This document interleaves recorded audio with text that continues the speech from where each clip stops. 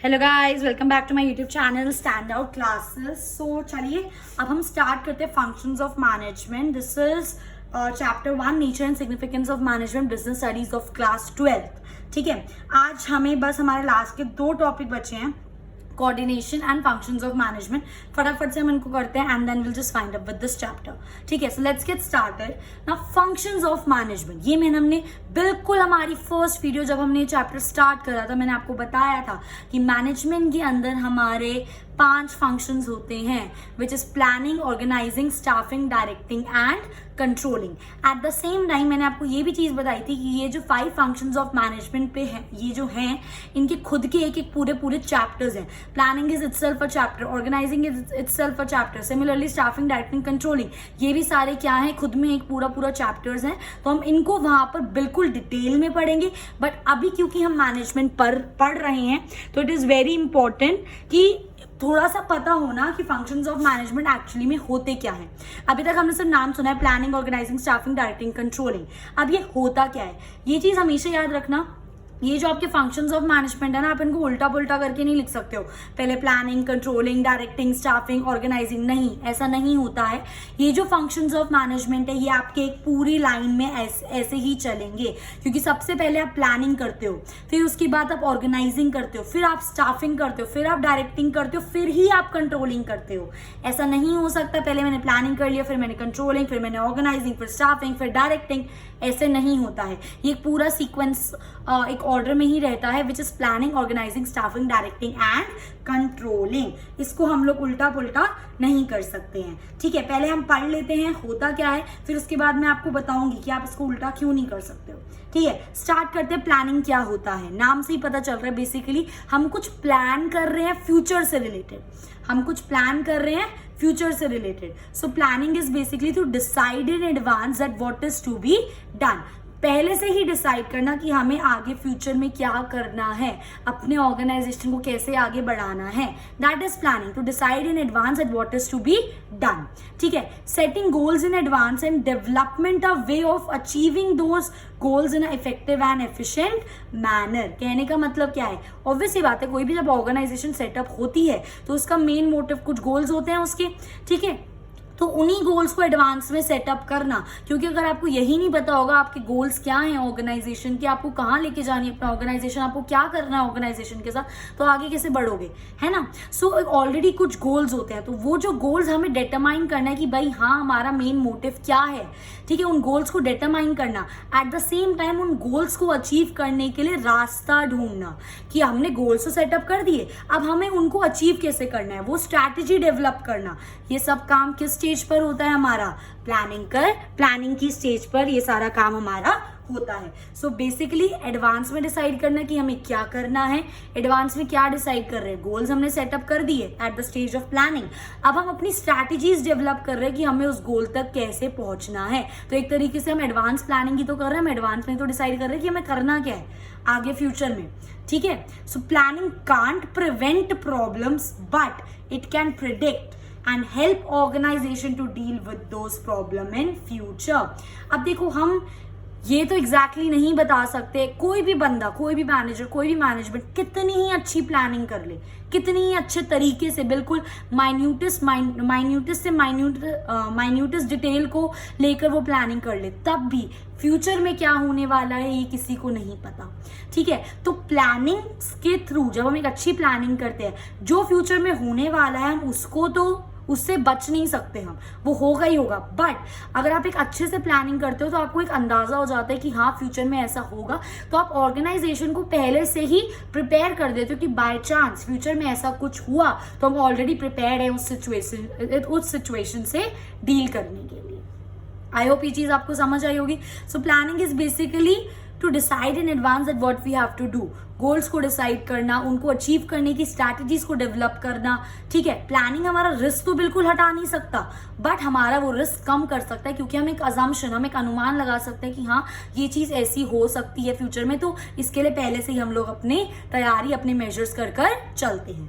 So this was all about planning. ठीक है, अब प्लानिंग का नेक्स्ट स्टेप क्या आता है हमारा, ऑर्गेनाइजिंग। ठीक है, देखो, वंस प्लान्स आर ड्रॉन, जब आपका प्लान पूरा सेटअप हो गया, ये हमारे गोल्स है, ये हमारी हमारी स्ट्रैटेजीज है, ऐसे ऐसे हमें आगे बढ़ना है। ये सब मैंने कहाँ पे कर लिया, अपनी प्लानिंग स्टेज पे कर लिया।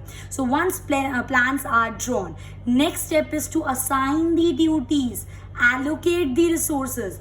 अब देखो स्ट्रैटेजी बन गई, ठीक है, कि मुझे फॉर एग्जांपल अपना प्रॉफिट अब कमिंग ईयर में 50% से इंक्रीज करना है, ये मेरा गोल है, और मुझे इस गोल को कैसे अचीव करना है वो भी मैंने कहाँ पे डिसाइड कर लिया, अपनी प्लानिंग स्टेज पर डिसाइड कर लिया।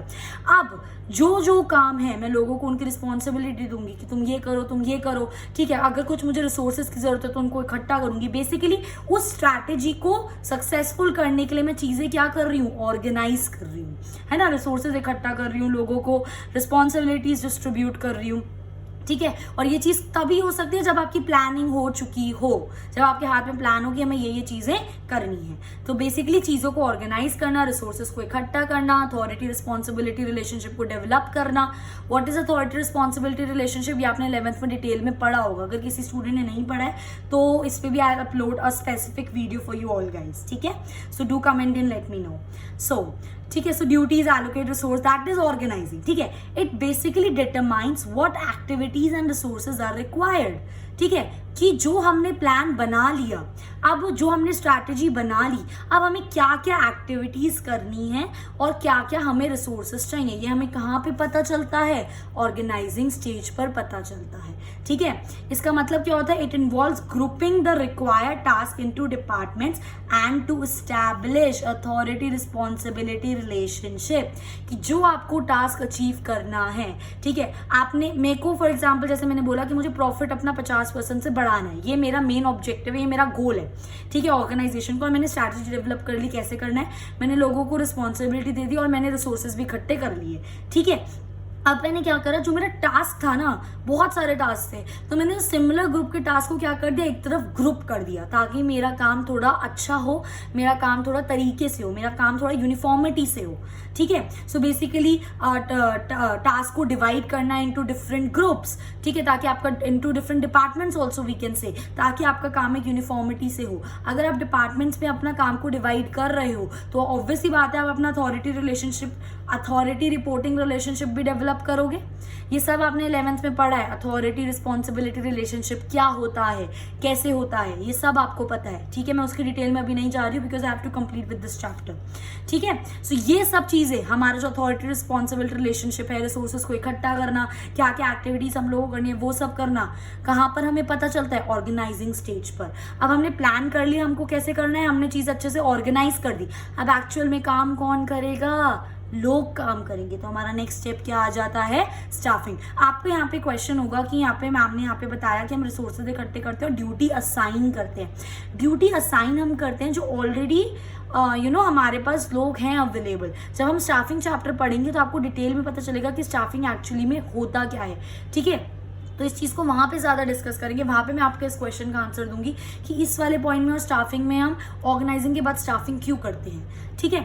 अभी के लिए हम बस इतना समझते हैं कि ऑर्गेनाइजिंग के अंदर रिसोर्सेज इकट्ठा करना, रिस्पॉन्सिबिलिटी देना, अथॉरिटी रिस्पॉन्सिबिलिटी रिलेशनशिप को स्टैब्लिश करना, डिपार्टमेंट्स में काम को डिवाइड करना, बेसिकली चीज़ें ऑर्गेनाइज करना।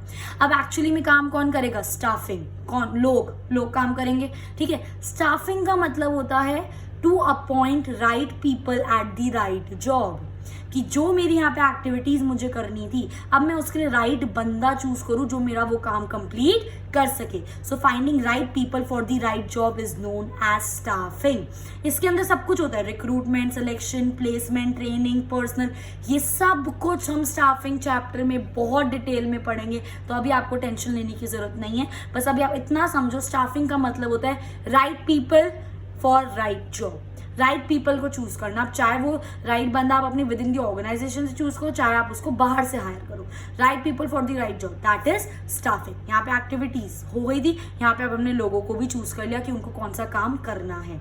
सो प्लानिंग, ऑर्गेनाइजिंग, स्टाफिंग कर दी। अब उसके बाद हमारा नेक्स्ट स्टेप क्या आता है गाइस, डायरेक्टिंग। डायरेक्टिंग के अंदर क्या होता है, बेसिकली जब आपने लोगों को यहाँ पर चूज कर लिया, उनको उनका काम बता दिया, अब एज अ डायरेक्टर मतलब बेसिकली डायरेक्टिंग के ना 4 एलिमेंट होते हैं। पहले तो ये समझो, एक होता है लीडरशिप, एक होता है मोटिवेशन, एक होता है कम्युनिकेशन, एक होता है सुपरवाइजिंग। ये सब हम डायरेक्टिंग चैप्टर में डिटेल में पढ़ेंगे, ठीक है। 4 एलिमेंट होते हैं। तो जब आप काम दे देते हो ना लोगों को, अब उनको लीडरशिप मतलब उनको अच्छे से लीड करना, उनको समझाना, उनको अच्छे से मोटिवेट करना, उनसे अच्छे से कम्युनिकेट करना, और वो जो काम कर रहे हो उसको अच्छे से सुपरवाइज करना, वो सारा हम किस स्टेज में करते हैं? डायरेक्टिंग स्टेज में करते हैं।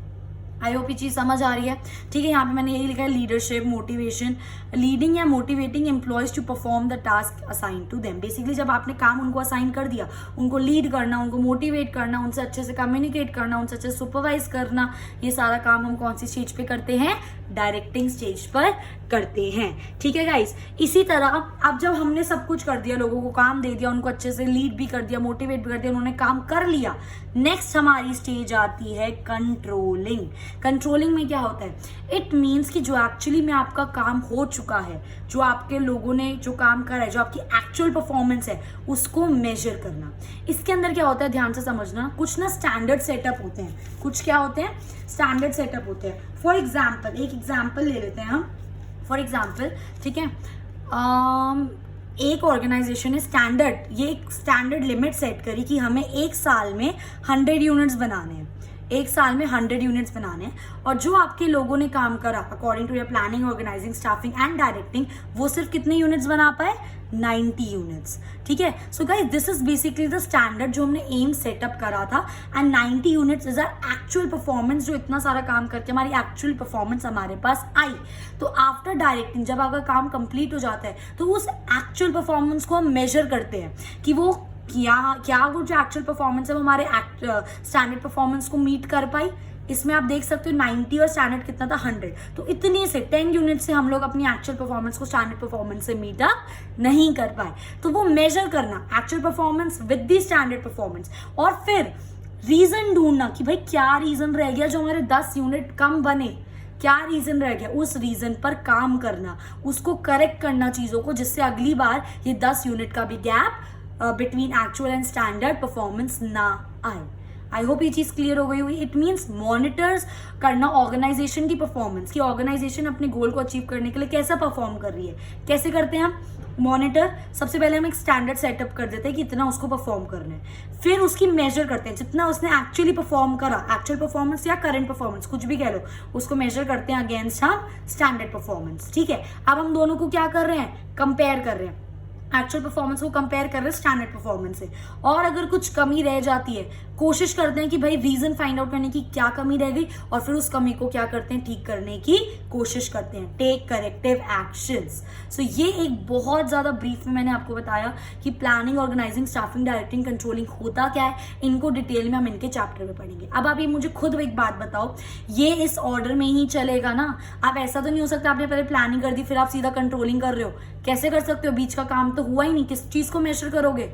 समझ रहे हो? इसलिए मैंने आपको ये चीज बोली थी कि जो फंक्शंस ऑफ मैनेजमेंट होते हैं ये आपके एक ऑर्डर में ही चलते हैं, पहले प्लानिंग, फिर ऑर्गेनाइजिंग, फिर स्टाफिंग, फिर डायरेक्टिंग, और फिर कंट्रोलिंग। आप इसको उल्टा इंटरचेंज उल्टा पुल्टा नहीं कर सकते हो, ठीक है guys. So this was all about the functions of management. Now our last topic of this chapter is coordination.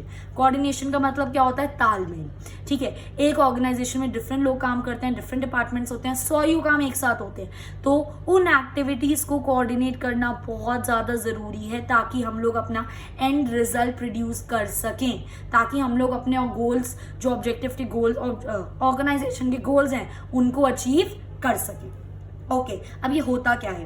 The process by which a manager synchronises the activities of different department. Synchronises the activities मतलब एक balance रखना, एक system रखना, coordinate करना, तालमेल रखना, ठीक है। So the process by which एक manager different departments, for example production department है, मार्केटिंग डिपार्टमेंट है, फाइनेंस डिपार्टमेंट है, डिफरेंट डिपार्टमेंट्स की एक्टिविटीज में तालमेल बना के रखे, उसको हम क्या बोलते हैं? कोऑर्डिनेशन। खुद सोचो, अगर एक प्रोडक्शन डिपार्टमेंट है, ठीक है, उस प्रोडक्शन डिपार्टमेंट ने देखो, हर डिपार्टमेंट अपने अपने इंडिपेंडेंट एक्टिविटीज करता है, ये बिल्कुल सही बात है, ठीक है। प्रोडक्शन डिपार्टमेंट ने सोचा भाई इस बार रॉ मटेरियल ज्यादा आ गया है, तो एक काम करते हैं 10 यूनिट और बना देते हैं। क्योंकि उसके पास रॉ मटेरियल था। अब उसने ये बात सेल्स डिपार्टमेंट से डिस्कस नहीं करी, मतलब lack of coordination, lack of communication, और उसने 10 यूनिट ज्यादा बना दी। अब सेल्स डिपार्टमेंट को दिक्कत आ गई उसको, जो उसने यूनिट्स प्रोड्यूस करे उसको एक्स्ट्रा सेल करने में। तो अल्टीमेटली जो चीजें नहीं सेल हुई वो ऑर्गेनाइजेशन का क्या हो गया, लॉस हो गया। समझ रहे हो मैं क्या बोलने की कोशिश कर रही हूँ? तो बेसिकली सारे डिपार्टमेंट्स का काम अलग अलग है, सारे डिपार्टमेंट्स इंडिपेंडेंट है, बट उन डिपार्टमेंट्स का बहुत ज्यादा इंपॉर्टेंट है हम लोगों के लिए उनकी एक्टिविटीज को सिंक्रोनाइज करना, तालमेल बिठाए रखना, अदरवाइज एक ऑर्गेनाइजेशन अपने ऑब्जेक्टिव्स को अचीव नहीं कर सकता। ठीक है, सो बेसिकली होता क्या है, it is a force which binds all the functions of management. Planning, organising, staffing, directing, controlling भी विदाउट कोऑर्डिनेशन आप नहीं कर सकते हो। सो कोऑर्डिनेशन एक ऐसा फोर्स है जो आपकी planning, organising, staffing, directing, controlling को बाइंड करता है। It binds all the functions of management. ठीक है guys, moving on, it is something considered as it is sometimes considered as a separate function of management. कुछ लोग ना confuse हो जाते हैं कि जो कोऑर्डिनेशन है ना, it is also function of management, क्योंकि मैनेजमेंट कोऑर्डिनेशन के बिना नहीं हो सकता। ये लाइन बिल्कुल सही है कि जो आपका मैनेजमेंट है वो कोऑर्डिनेशन के बिना नहीं हो सकता, but coordination is not a function of management, it is a necessity of management. Coordination, फिर से सुनो, मैनेजमेंट का फंक्शन नहीं है, बट कोऑर्डिनेशन मैनेजमेंट करने के लिए जरूरी है। ठीक है, that's why coordination is not a function of management but it is necessary for management. आयो पीछे समझ आ रही है? ठीक है, however it is the essence, मतलब it is not a function of management. लोग कंफ्यूज हो जाते हैं, but it is a essence या we can say requirement of management. वो मैनेजमेंट की जरूरत है पर वो मैनेजमेंट का फंक्शन नहीं है। ठीक है, तो ये था कोऑर्डिनेशन क्या होता है। अब इसी के बेस पे हम पढ़ते हैं इसके फीचर्स। ठीक है, सबसे पहला फीचर है मेरा that coordination integrate group efforts. इसका मतलब मैंने आपके साथ प्रीवियस वीडियोस में पहले भी डिस्कस करा है। इंटीग्रेट ग्रुप एफर्ट्स का मतलब क्या होता है, एक ऑर्गेनाइजेशन में डिफरेंट लोग होते हैं, डिफरेंट बैकग्राउंड से वो लोग बिलोंग करते हैं। तो ये एक मैनेजमेंट का काम होता है कि उन लोगों से जो काम करवा रहे हैं वो इस तरीके से काम करवाएं कि अल्टीमेटली हमारे ऑर्गेनाइजेशन का जो काम है, हमारे ऑर्गेनाइजेशन के जो गोल्स है, ऑब्जेक्टिव्स है, वो फुलफिल हो रहे हैं। सो बेसिकली कोऑर्डिनेशन, एक ऑब्वियस सी बात है, ऑर्गेनाइजेशन अकेला बंदा तो काम नहीं करेगा, 2 जने 3 जने ग्रुप ऑफ पीपल काम करते हैं। सो कोऑर्डिनेशन उस ग्रुप एफर्ट्स को किस डायरेक्शन में लगाता है, यूजफुल डायरेक्शन में लगाता है। ठीक है, so it gives focus to the group efforts. Basically group efforts को कोऑर्डिनेट करना to ensure that performance is as per plan and schedule. ठीक है, नेक्स्ट आता है it ensures unity of action. It ensures unity of action कैसे? It acts like a binding force between departments and ensure that action is aimed in achieving the goals of organisation. Basically अगर different departments है, for example production, sales, marketing, finance, ठीक है, 4 departments है मेरे, अब ये अच्छे से कोऑर्डिनेटेड है। ठीक है, तो एक तरह से एक यूनिटी चल रही है। प्रोडक्शन की सेल्स से बात हो चुकी है, सेल्स की मार्केटिंग से, मार्केटिंग की फाइनेंस से, इन सबकी आपस में अच्छे से बातचीत चल रही है। सबको पता है कि किस डिपार्टमेंट की कितनी कैपेबिलिटी है, किस डिपार्टमेंट की कितनी एक्टिव, कितना ज्यादा वो काम कर सकता है। ठीक है, उस हिसाब से सब और सारे डिपार्टमेंट्स एक साथ मिलकर काम कर रहे हैं, तो अल्टीमेटली जो एंड रिजल्ट आएगा, एक ही रिजल्ट आएगा जो सबने डिसाइड करा था। ठीक है, that's why it is a unity of actions. सब लोग एक साथ मिलकर यूनिटी ऑफ एक्शन यहाँ पर दे रहे हैं to give one action, unity के साथ काम कर रहे हैं ताकि एक ही एंड रिजल्ट आए। ठीक है, and that result should be beneficial for the organisation. So it acts like binding force between the departments and it ensures कि वो एक्शन निकल कर आए जो हेल्प करे ऑर्गेनाइजेशन को to achieve their goals. Next आता है guys, it is a continuous process. Obviously बात है, एक टाइम कोऑर्डिनेट करके काम खत्म, ऐसा हो सकता है? खुद सोचो, 100 काम 100 बार कोऑर्डिनेशन। ठीक है, जितने डिपार्टमेंट उतना ज्यादा कोऑर्डिनेशन, जितने लोग उतना ज्यादा कोऑर्डिनेशन। ठीक है, so it is not a one time function, यानी कि एक बार हो गया काम खत्म। It begins at planning stage and continues till controlling. Planning से स्टार्ट होता है, कंट्रोलिंग तक चलता ही रहता है। और हमेशा याद रखना, ये चीज अभी हम आगे पढ़ेंगे कि ये जो मैनेजमेंट के फंक्शंस होते हैं ना, ये भी कॉन्टिन्यूस होते हैं। ये नहीं कि हमने planning, organising, staffing, directing, controlling करा, ऑर्गेनाइजेशन का काम खत्म, अब वो जिंदगी भर सक्सेसफुल रहेगी, ऐसा नहीं होता है। ये चीज हम अभी आगे जाके डिटेल में पढ़ेंगे, बट अभी के लिए ध्यान रखो, planning, organising, staffing, directing, controlling जब आपका हो गया, अब मुझे एक बात बताओ, जब हमने कंट्रोलिंग करी, ऐसा तो नहीं होगा ना हर बार की जो आपकी एक्चुअल परफॉर्मेंस है वो स्टैंडर्ड परफॉर्मेंस की इक्वल आएगी। कोई ना कोई बीच में गैप रह जाता है तो हमें करेक्टिव एक्शंस लेने पड़ते हैं। उस गैप, उस डेविएशन को हमें फाइंड करना है रीजन कि भाई क्या कमी रह गई कि जो हमारी एक्चुअल परफॉर्मेंस हमारे स्टैंडर्ड की इक्वल नहीं हुई। तो अगेन फिर उस कमी को पूरा करने के लिए फिर से प्लानिंग करी जाती है, फिर ऑर्गेनाइजिंग, फिर स्टाफिंग, फिर डायरेक्टिंग, फिर कंट्रोलिंग। तो ये भी क्या है, कॉन्टिन्यूस है, और ये सब भी कॉन्टिन्यूस है। तो आपकी कोऑर्डिनेशन भी क्या है, it is a continuous process. I hope ये चीज समझ आ गई होगी। Moving on, coordination is an pervasive function. पहले भी पढ़ चुके हैं, परवेसिव का मतलब क्या होता है, universal. It is required at all the levels of management, चाहे टॉप लेवल हो, चाहे मिडिल लेवल हो, चाहे ऑपरेशनल लेवल हो, हर जगह कोऑर्डिनेशन जरूरी है। It integrates the efforts of different departments at different level. ये चीज हमने यहाँ पे भी डिस्कस करी थी कि डिफरेंट डिपार्टमेंट्स के एक्टिविटीज को ये इंटीग्रेट करता है, कोऑर्डिनेट करता है। और अगर कोऑर्डिनेशन नहीं होगा, इन दी एब्सेंस ऑफ कोऑर्डिनेशन, बहुत ज्यादा क्योस हो जाएगा, किसी को पता ही नहीं होगा, सब अपनी मर्जी का कर रहे होंगे, तो एंड रिजल्ट आपका कुछ नहीं होगा, ऑर्गेनाइजेशन विल बी नोवेयर। ठीक है, that's why coordination is a pervasive function. हर लेवल ऑफ मैनेजमेंट, हर फंक्शन ऑफ मैनेजमेंट, हर जगह कोऑर्डिनेशन बहुत ज्यादा जरूरी है। Next is, it is the responsibility of the manager. Obviously बात है भाई, मैनेजर चीजें मैनेज कर रहा है तो it is the responsibility of the manager. ठीक है, अब देखो, जैसे top level managers coordinate their activity with their subordinate. हमने ये चीज पढ़ी थी, हमने 3 लेवल पढ़े थे, एक होता है ऑपरेशनल, एक होता है मिडल और एक होता है टॉप लेवल। जो टॉप लेवल मैनेजमेंट होता है, they have to coordinate their activity with their subordinate. उनके सबऑर्डिनेट कौन हो गए, हमारे मिडिल मैनेजर्स, है ना, और यहाँ पे ऑपरेशनल मैनेजर्स। उनके सबऑर्डिनेट कौन से हो गए, तो top management has to coordinate their activities with the middle management. At the same time middle management has to coordinate their activities with the top management also and with operational management also, because middle management is a link between a top management and operational management. और जो operational managers होते हैं, they have to coordinate their activities with the workers, क्योंकि वो directly किसके contact में होते हैं, वर्कर्स के कॉन्टैक्ट। ठीक है, तो that's why it is the responsibility of the managers. यही चीज मैंने यहाँ पे लिखी है, top level managers coordinate with their subordinate. Subordinates कौन हो गए उनके, मिडिल मैनेजर्स फॉर प्रोसीडिंग्स। ठीक है, middle level management coordinate with both top management also and operational management also, and operational manager coordinate the activities with the workers, because operational managers ही वो managers होते हैं who are in direct contact with the workers. That's why ये most important managers होते हैं। ठीक है, next आता है हमारा, it is a deliberate function. Deliberate का मतलब क्या हो गया गाइस, दैट कि इसके बिना ऑर्गेनाइजेशन हो ही नहीं सकता, इसके बिना ऑर्गेनाइजेशन सक्सेसफुल हो ही नहीं सकता। So a manager has to coordinate the efforts of different people.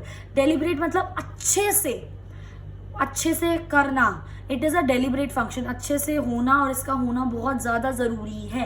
ठीक है, एक मैनेजर की रिस्पॉन्सिबिलिटी है डिफरेंट लोगों की एक्टिविटीज को, उनके टास्क को इस तरीके से कोऑर्डिनेट करना जिससे हमारा ऑर्गेनाइजेशन का ऑब्जेक्टिव फुलफिल हो सके।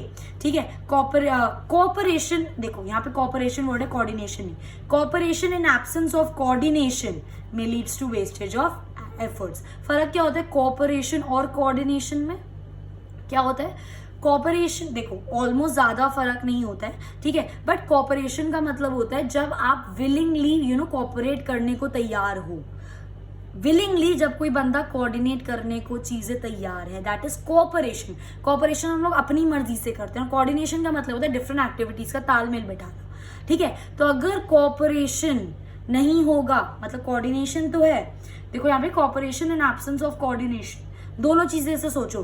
अगर आपके पास कोऑपरेशन नहीं है, कोऑर्डिनेशन है, मतलब तालमेल, पर आप लोग उसको करना नहीं चाह रहे हो, ठीक है, तब भी वेस्टेज ऑफ रिसोर्सेज होगा। पर अगर कोऑपरेशन है, आप करना चाह रहे हो पर एक्टिविटीज में तालमेल नहीं है, तब भी there will be wastage of efforts. I hope ये चीज क्लियर हो गई होगी। तो this was all about the features of coordination guys. Moving on, coordination is not a separate function of management but it is only its essence. ये मैंने यहाँ पे ना जानबूझ के लिखा है क्योंकि आपके पास ये क्वेश्चन आ सकता है that coordination is not a separate function of management but it is it's very essence. इसके आगे वो लिख के दे देंगे एक्सप्लेन। क्या लिखोगे इस क्वेश्चन इसमें, इसके अंदर हम सीधा सीधा क्या लिखेंगे, कोऑर्डिनेशन की डेफिनेशन और उसके फीचर्स। ये चीज हमेशा याद रखना, बिजनेस में कैसे क्वेश्चंस आते हैं, कोई भी आपके फीचर्स दे रखे हो, कोई भी उसके पास फीचर से पहले कोई इंट्रो पैरा हो या फीचर के बाद कोई कंक्लूडिंग पैरा हो, तो उसमें से कोई भी एक लाइन उठा लेते हैं, उसके आगे लिख देते हैं एक्सप्लेन। तो बच्चों को समझ ही नहीं आता कि भाई इस लाइन में हमें लिखना क्या है, मेरिट्स लिखने हैं, डीमेरिट्स लिखने हैं, फीचर्स लिखने हैं, क्या लिखना है। तो ये चीजें आपको ध्यान देनी है। That's why coordination is not a separate function of management but it is its essence, explain. तो इसके अंदर हम क्या लिखेंगे, उसके फीचर्स एंड उसकी डेफिनेशन। सिमिलरली गाइस एक और आ सकता है question, like a thread in a garland, coordination is a part of all management functions. सीधा लिख देंगे explain। बच्चे फिर कंफ्यूज, ऐसा तो कुछ पढ़ा ही नहीं, क्या लिखें, वही लिखेंगे फीचर्स और डेफिनेशन। ये भी आ सकता है simple, coordination is a part of all management function, explain. क्या लिखोगे, फीचर्स और उसकी डेफिनेशन। आई होप अब ये चीज क्लियर हो गई होगी। देन लास्ट टॉपिक है हमारे इस चैप्टर का which is importance of coordination. Coordination क्यों जरूरी है, अब तक तो हम समझ ही गए हैं कोऑर्डिनेशन बहुत ज्यादा जरूरी है, पर क्यों है।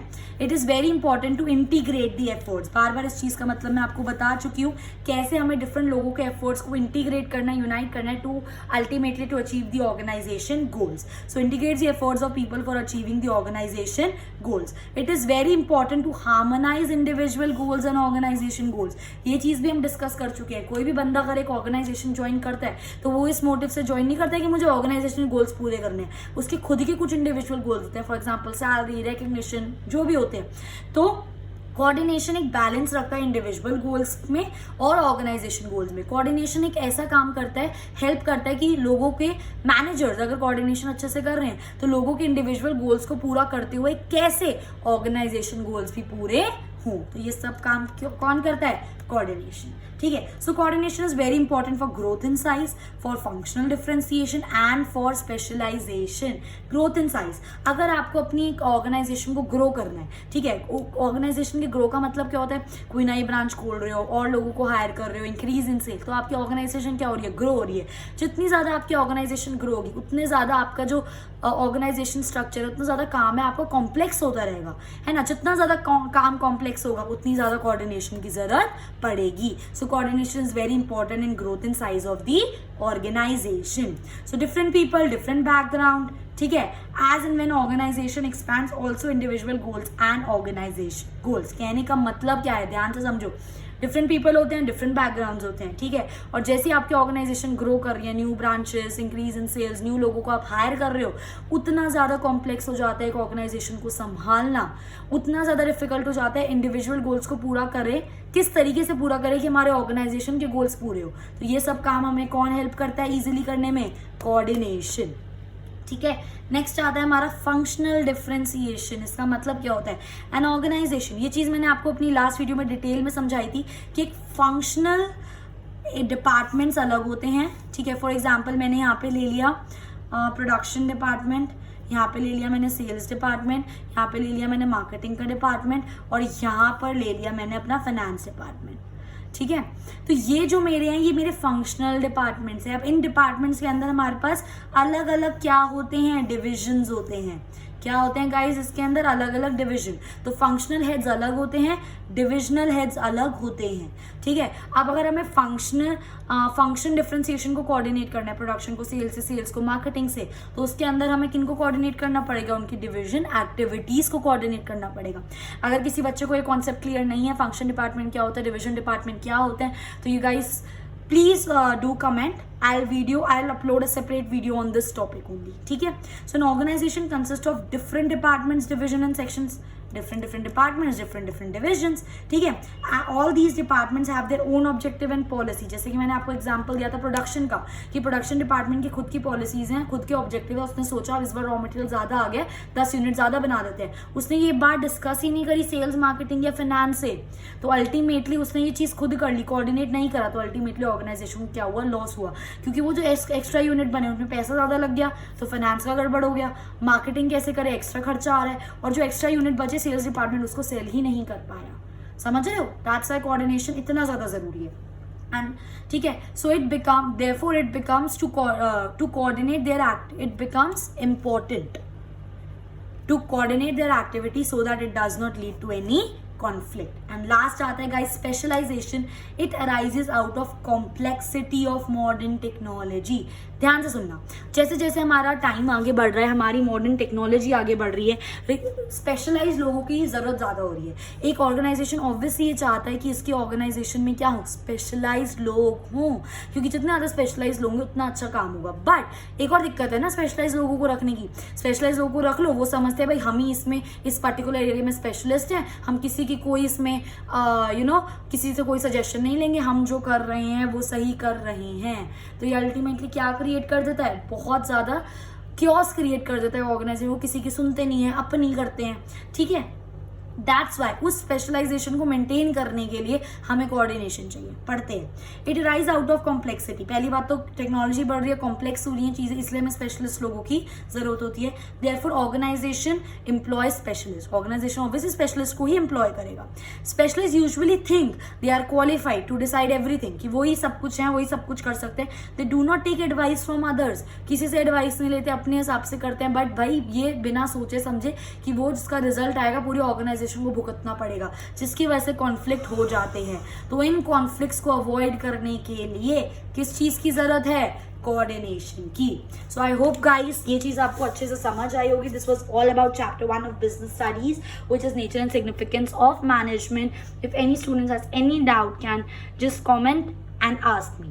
I hope you like my video. If you like my video, please do like, share and subscribe. Thanks for watching.